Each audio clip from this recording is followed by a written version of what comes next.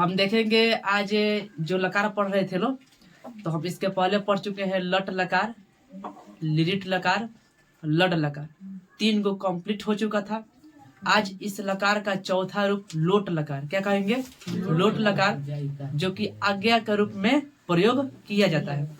तो चलिए देखते हैं कि लोट लकार धातु रूप सूत्र क्या है, किस प्रकार से किसी भी मूल शब्द को हम लोग लोट लकार धातु रूप में बदलते हैं। तो चलिए देखते हैं।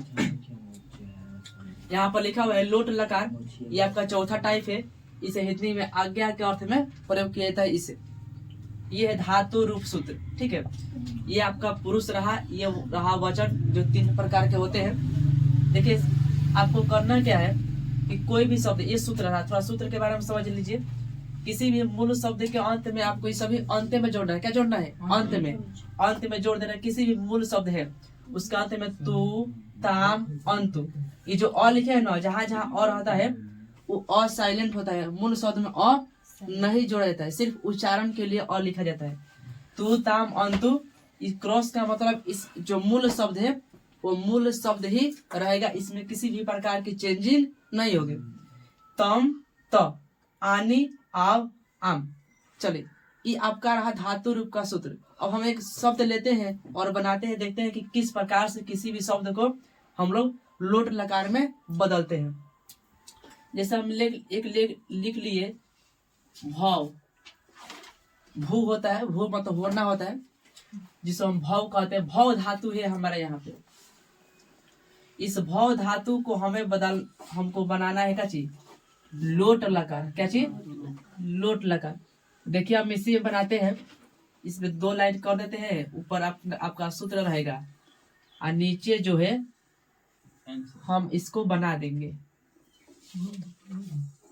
चलिए ध्यान दीजिए, भाव का भाव है ना, यहाँ में मूल शब्द लिखिए भाव, और लास्ट में क्या जोड़ दीजिए? तू, भवतु। यहाँ पर होगा भाव, क्या जोड़ देना है? ताम, भवताम। इसमें लिखना है भाव, अ हट जाता है, ठीक है। क्या रहेगा? खाली आधा न अतु, भवंतु। फिर इसमें भव जो है भवे रहेगा। यहाँ पर क्रॉस का मतलब इसमें किसी भी प्रकार की बदलाव नहीं होगी, ये भवे रहेगा।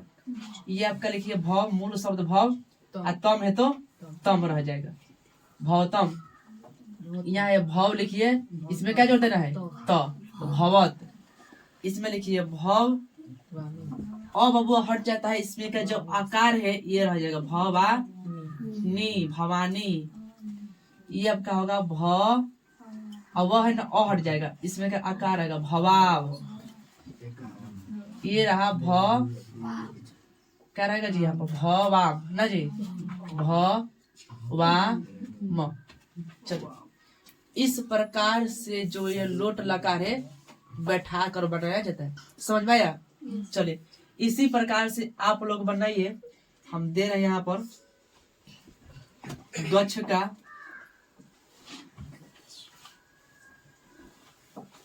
दो नंबर बनाइए। हंस का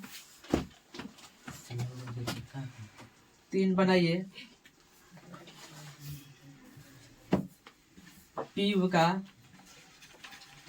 बस इसी प्रकार से तीनों को आप लोग क्या कीजिए, प्रयास कीजिए बनाने। इसी तरह से बैठा देना है, सिर्फ अंत में क्या करना है? जोड़ देना, बन जाएगा।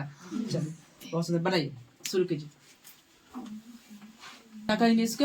ए यु, मध्यम पुरुष में होता है ए, यहाँ विसर्ग है ए, एतम, एत, एयम, एव, एम।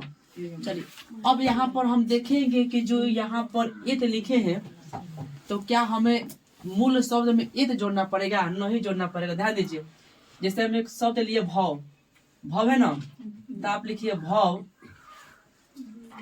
इस ए का मतलब बाबू एकले होगा। क्या होगा? एकले। इस जहां भी ए हम लिखे हैं तो आप ए नहीं जोड़ना है। ए का मतलब होता है ऊपर एगो एकले देना है। क्या देना है? तो भाव है ना, तो भाव वह पर एकले दीजिए तो भवेत हो जाएगा। क्या हो जाएगा? भवेत। इस ए का अर्थ क्या हुआ? एकले। अब बताइए यहाँ पर लिखेंगे भाव, भाव लिख दीजिए ना। अब भाव एक ले कहाँ रहेगा वे पर भवे ताम क्या होगा भवे ताम यहाँ पर होगा एक ले के मतलब एकले भवे यू हो गया। इसमें जोड़िए भव एक के मतलब एकले भवे क्या होगा भवे यहाँ पर होगा भ इस ए का मतलब एकले भवे तम क्या होगा जी भवेतम। ये हमारा होगा भ एक ए मतलब एकले भवे त भवेत। ये होगा भवे य म भवेयम। ये होगा भवे व भवे और ये हमारा होगा भवे बस में इस एक का मतलब हमारा ये नहीं बल्कि एकले लिखना है। क्या लिखना है एकले लिखना है। इसी प्रकार से आपको पठ धातु गच्छ धातु लम धातु का जो है विधिलिंग लकार बने। समझ में आ गया। चलिए तो इसी के साथ ये जो हमारा लकार चैप्टर है ये समाप्त हुआ। अब हम देखेंगे नेक्स्ट टॉपिक को। आज के लिए इतना ही। जय हिंद। जी सर।